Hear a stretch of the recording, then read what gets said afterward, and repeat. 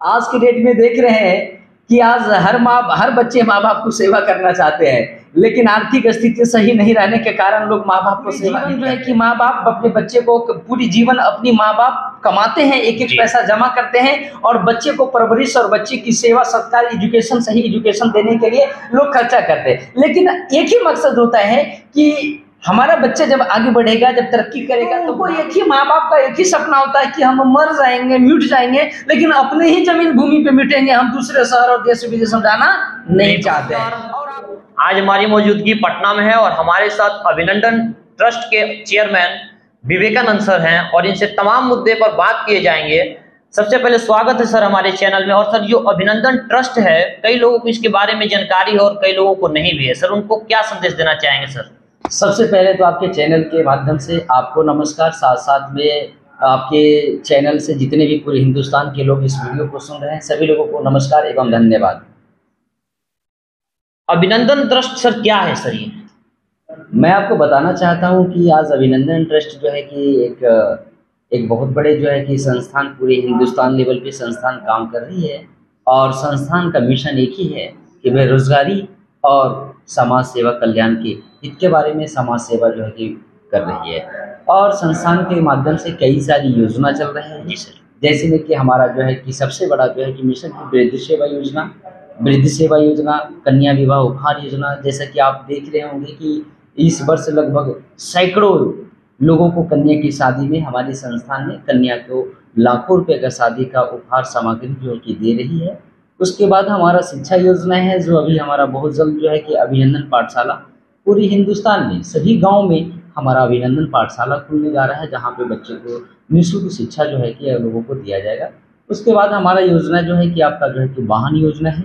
किसी भी ब्रांड का वाहन अगर आप खरीदारी करते हो तो 30% से 50% की सब्सिडी जो है कि संस्थान के माध्यम से मिलता है। इसके बाद जो है कि हमारा जो है कि अभी एक लेटेस्ट जो है कि योजना जो है कि अगले मंथ में शुरू होने जा रहा है, वो है आयुर्वेद अपनाएं और निरोगी जीवन पाएं। इसके माध्यम से आयुर्वेद अपनाएं निरोगी जीवन पाएं, ये इसलिए हमारा मुद्दा है ताकि आज हम जो अंग्रेजी दवाई खाते हैं तो बीमारी को कंट्रोल करता है और कई सारी बीमारी को पैदा करता है, जिसको बोलते हैं साइड इफेक्ट। लेकिन लोगों को ये भी पता है कि बीमारी को जड़ से अगर ठीक करना हो तो आयुर्वेद ही उपचार है। आयुर्वेदिक प्रोडक्ट अगर खाते हैं तो बीमारी को धीरे धीरे ठीक करता है, लेकिन 100% ठीक करता है।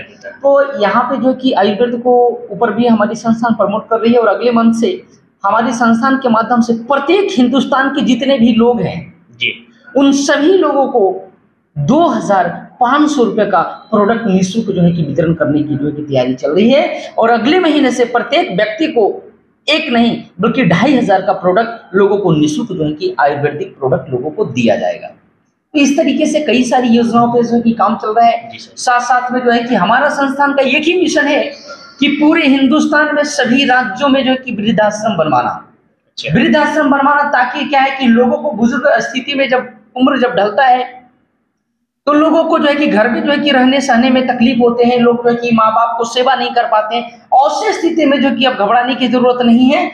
आने वाला टाइम पे जो है कि आपको अभिनंदन संस्थान की तरफ से आपको निःशुल्क में रहना सहना खाना मेडिसिन दवाई इलाज सारी सुविधाएं A to Z जो है कि संस्थान के माध्यम से बिल्कुल निःशुल्क रूप में जो है कि संस्थान प्रोवाइड करेगी। और साथ साथ में जैसे में भारत सरकार के अंतर्गत लोगों को वृद्ध जब 60 साल उम्र जब होता है तो उनको पेंशन भी मिलता है, तो 400 500 700 रुपए पेंशन भी मिलता है। लेकिन उसी तरीके से जो भी हमारे अभिनंदन संस्थान के सदस्य बनते हैं तो उनको 55 साल से लेके 90 वर्ष तक वृद्ध सेवा योजना के अंतर्गत लोगों को पेंशन के रूप में भी संस्थान देती है।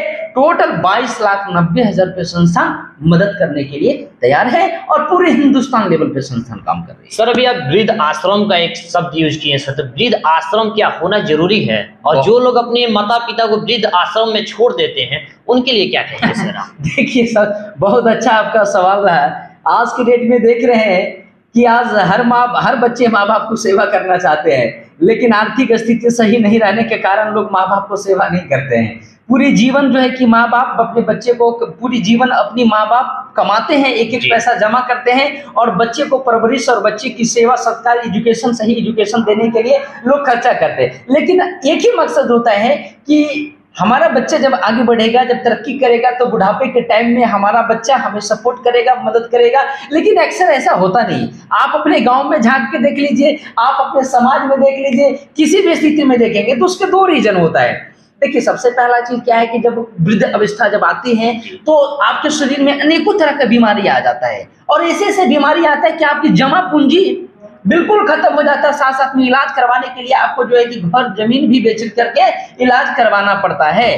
तो ऐसी स्थिति में अब बच्चे क्या है भाई, अब 10,000 15,000 रुपये कमा रहे हैं, अब वो अपनी पत्नी की लिपस्टिक और होठ लाली और कनवाली की मेंटेन करने में ही उसका पैसे चला जाता है, तो माँ बाप को इलाज कहाँ से करवाइए। तो ये तो सबसे बड़ी प्रॉब्लम है। मतलब जिनके बच्चे के पास इनकम और आय जो है कम है, उनके लिए वृद्ध आश्रम तो सही है, हाँ, उनके माता पिता के लिए वृद्ध आश्रम सही है। लेकिन जो कमाने में भी सक्षम है और उनके घर में धन दौलत का भी कमी नहीं है, और उनके माता पिता आज वृद्ध आश्रम में सब रह रहे हैं और बिलखते चिखते रोते रहते हैं, उनके लिए क्या कहेंगे? ये तो बहुत बढ़िया होगा आपने सवाल कहा, क्योंकि देखिए गरीब जो घर के जो बच्चे होते हैं ना, वो कुछ हद के लिए तो जो है कि माँ बाप को बहुत अच्छे से देख रेख करते हैं। अब जिनके बच्चे वो थाईलैंड में जॉब कर रहे हैं, मुंबई में कर रहे हैं, इंडोनेशिया में कर रहे हैं, मलेशिया में कर रहे हैं, अपने शहर से दूसरे शहर में जाकर के नौकरी कर रहे हैं, रोजगार कर रहे हैं, बिजनेस कर रहे हैं, व्यापार कर रहे हैं, अब वो एक कोठरी में बंद हो जाते हैं। और माँ बाप क्या होते हैं, खुली जिंदगी जिया हो, और वो बिहार और उत्तर प्रदेश और महाराष्ट्र ऐसे महानगरों में जो कि अपने गांव कस्बे से में रहने वाले माँ बाप हैं,